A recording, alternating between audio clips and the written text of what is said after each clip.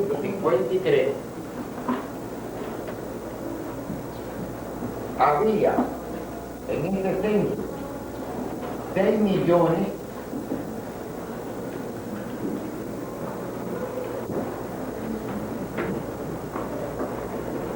habitantes y el 23,6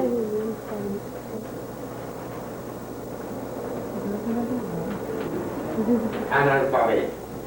Es decir, ya en el 53, es decir, el año del Moncada, el nivel de analfabetismo en Cuba estaba a 23,6 de 6 millones de habitantes. Es decir, una situación realmente espantosa, unido al abandono de la escuela, a los 10.000 maestros sin empleo, es decir, realmente muy desatendido. Por eso es que al triunfar la revolución en 1959, Fidel, entre las primeras cosas que se propone es comenzar una transformación social dando inicio a realmente transformar en su concepción la educación cubana. Y dentro de esas transformaciones, que lógicamente fueron muy del inicio, comienza todo un trabajo previo que antecede y que yo diría que condiciona, crea condiciones favorables para la campaña de alfabetización.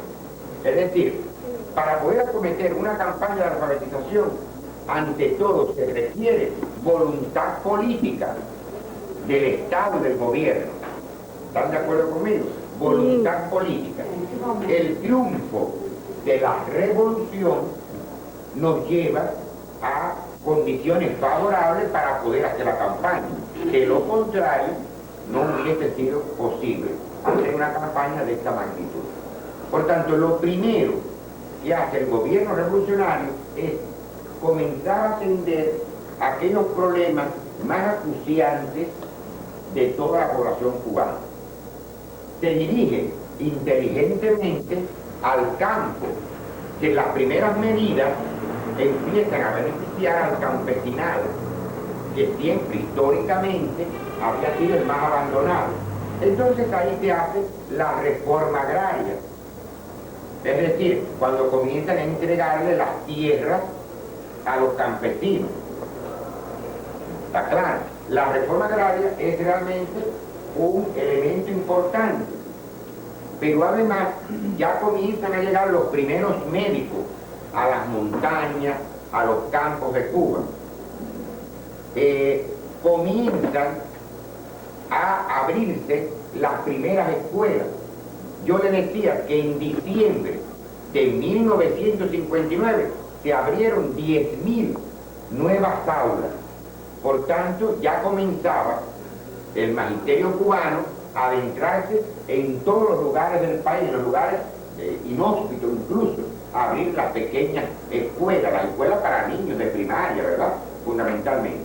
Todo eso fue creando una atmósfera psicológica favorable, donde la gente veía que había interés por la educación, entregar la tierra a través de la reforma agraria, la ley del derecho de la propiedad a la vivienda, también la gente alegre, es decir, el derecho de ser propietario de su vivienda. Se produce la nacionalización de las grandes empresas americanas. Los centrales azucareros se nacionalizan, las grandes industrias, y por supuesto los obreros, los trabajadores en general, sienten como suyo, ¿no?, el poder revolucionario, ya no en abstracto, sino realmente un verdadero poder. Todo esto va creando condiciones en el orden sociopolítico, socialmente y políticamente favorables para que la gente aceptase una meta tan alta como era acometer en un año la campaña de alfabetización. Ya en la época anterior a la campaña, donde incluso yo soy de los que vamos antes del 61, anterior al 61, ya muchos estábamos en la tierra, es decir, a través de los contingentes de maestros voluntarios, que fueron 3.000 maestros voluntarios.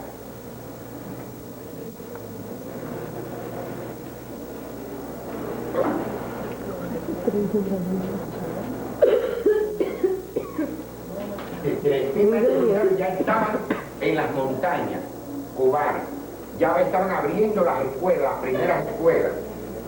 A ellos se le incorporan que 10.000 aulas se abren en todo el país. ¿Qué pasa? Hay que dar empleo a las maestras normalistas que no habían podido alcanzar una plaza, a las maestras hogaristas que también ejercían la docencia en primaria. ¿Qué es hogarista? Hogaristas eran maestras que preparaban para la enseñanza, podía ser para enseñanza primaria, pero también recibían determinada formación sobre oficio, para las escuelas de oficio que se iban a abrir y demás. Si la maestra hogarista se dedicaba, ¿no?, a un nivel de especialización, no solo a lo que era la educación de primaria, sino también a desarrollar la educación laboral, otros oficios, es decir, en ese sentido. Era un tipo de categoría dentro de las escuelas normales, las maestras hogaristas y las maestras normales. Tenemos una categoría del magisterio cubano. Todo esto crea condiciones muy favorables para poder acometer la campaña. Pero hay un antecedente histórico muy interesante. La etapa realmente de la acción rebelde, de la etapa final hasta el triunfo de la revolución con la conducción de Fidel, comienza en 1956, de 1956 a 1959.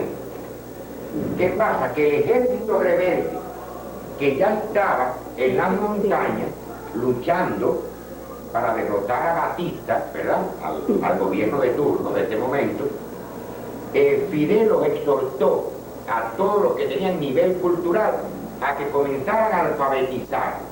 Es decir, que la campaña de alfabetización realmente comienza con el ejército rebelde, aquellos que con los campesinos en esas zonas de la tierra comenzaban a enseñarles, por supuesto, sin una metodología, sin un programa estricto, simplemente era enseñarles las primeras letras, leer, escribir, afirmar. Sí, pero ese es el antecedente histórico, donde ya él sabía que esto era una necesidad y obliga a que el ejército, los más preparados, pues ayuden al campesinado, porque cuando triunfara la revolución había que hacer la campaña de alfabetización.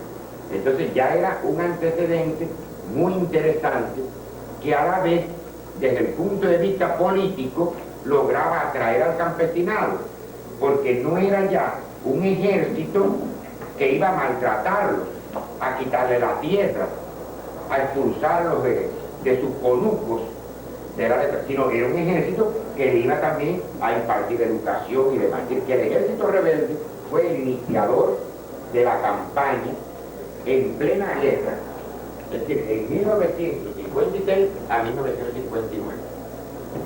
Preparado a todas estas condiciones, estamos listos para seguir las transformaciones después del 59. El Ministerio de Educación Superior sufre transformaciones, se crean otras estructuras administrativas en la educación, se crean los municipios, es decir, el municipio es una comunidad dentro de una provincia, es decir, en este orden.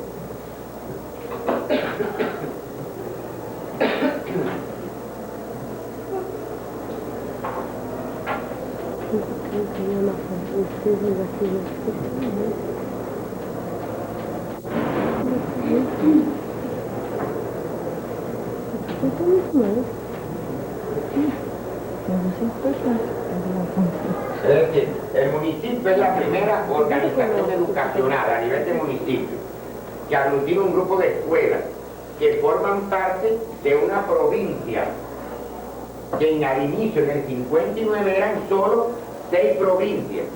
Actualmente son 14 provincias. Hoy en el país hay 14 provincias, en aquel momento eran 6 provincias. Por tanto, la educación se estructura por municipio, con un director municipal de educación, es decir, donde los maestros eran atendidos en el orden metodológico, etc. Estas son cuestiones muy importantes para después poder realmente fomentar una campaña de alfabetización, el aspecto organizativo desde el punto de vista educacional. La provincia, que es por supuesto una región más amplia y que abarca varios municipios, daban la estructura del país completo. Entonces, aquí, por eso aquí está el Ministerio de Educación, aquí están las direcciones provinciales de educación y acá las direcciones municipales de educación. Así que con esta estructura ya organizada, pues podríamos trabajar todas las regiones, incluidas las regiones de montaña, los municipios de montaña. Es decir, nos permitía un escenario favorable para poder trabajar. En septiembre de 1961, él anuncia que Cuba se va a convertir en el primer país de América que logre eliminar el analfabetismo. Y lo dice ante todos los mandatarios del mundo que estaban reunidos en Estados Unidos. En el primer país de América en que logre eliminar el analfabetismo.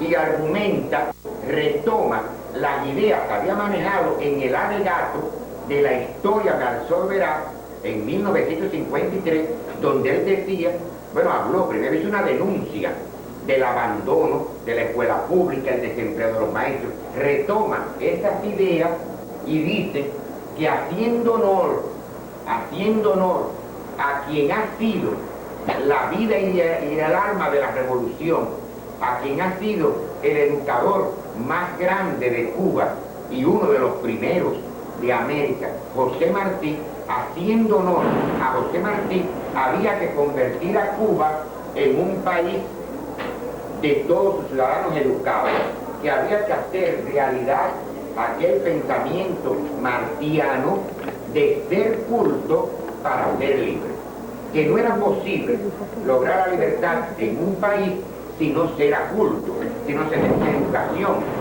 si no se sabía, y eso lo dice y lo defiende en la ONU en 1961. Por supuesto, muchas fueron las personas escépticas. La gente lo tildó de loco, que estaba loco, que cómo era posible que se lograra en un año eliminar todo lo que se había acumulado en tantos años, es decir, el 23,6% de analfabetismo, que no era fácil.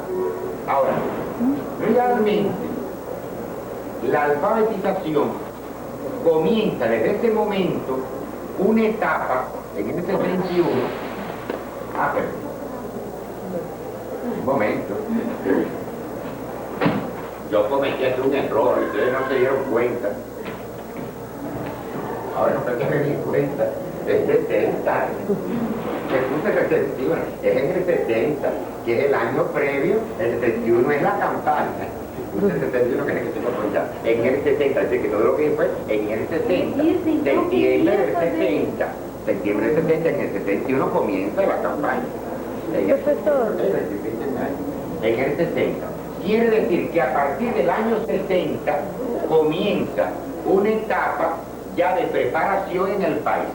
Es decir, se convoca el Ministerio de Educación Superior, convoca a los especialistas, comienzan a trabajarse desde el punto de vista metodológico, comienzan a prepararse condiciones favorables, ya no solo desde el punto de vista técnico y de la elaboración de los textos, sino que comienzan las campañas de difusión, de orientación a toda la población, a través de la radio, la televisión, es decir, ya anunciando que en 1971 se desarrollaría la campaña de alfabetización.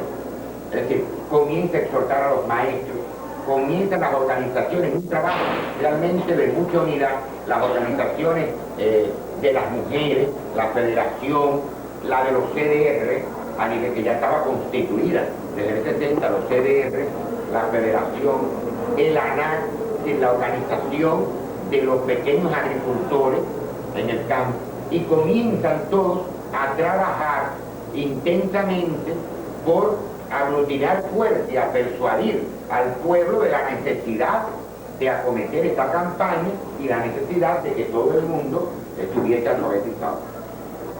Tenía la campaña realmente un objetivo importante que yo creo que fue el que nos acompañó durante toda la campaña, y era el objetivo, se expresaba así: enseñar a leer y a escribir a casi 1 millón de personas. ¿Sí? Enseñar a leer y escribir a casi 1 millón de personas.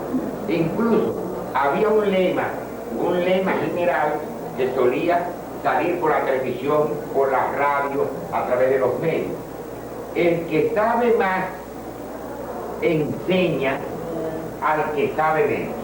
Es decir, carteles, pancartas, se exhortaban a los maestros, al pueblo en general, a las personas que se ofrecieran para poder enseñar. Se comenzó todo un trabajo de preparación psicológica de la población y, por supuesto, de los que también debían ser alfabetizados. Esa fue una etapa muy bonita. Es decir, que la campaña tenía como propósito central al menos que todas las personas analfabetas pudieran leer y pudieran escribir. Ese era el objetivo central, no era otro. Ya después vamos a ver y después estudiamos cómo la educación de adultos fue realmente dándole continuidad a lo que fue el año 61. Que de ahí vino después toda esa educación de adultos que estuvimos ya viendo previamente, ¿no? Es decir, que la campaña de alfabetización tuvo realmente como principio central que los que supiesen más, el que sabe más, enseña al que sabe menos. Ese era un principio central.